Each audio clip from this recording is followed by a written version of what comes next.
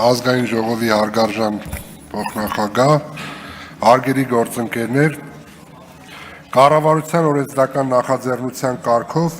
ձեր քննարկմանը ներկայացված պետական պաշտոններ եւ պետական ծառայության պաշտոններ զբաղեցնող անձանց վարձատրության մասին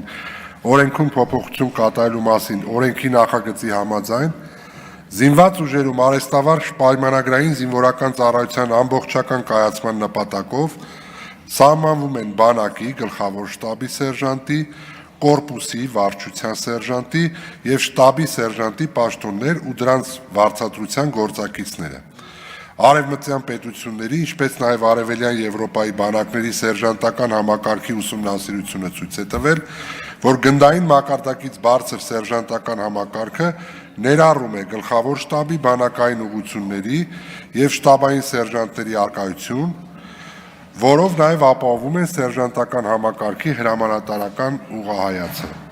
Հարգելի գործընկերներ, սույն նախագիծը նաև քննարկվել է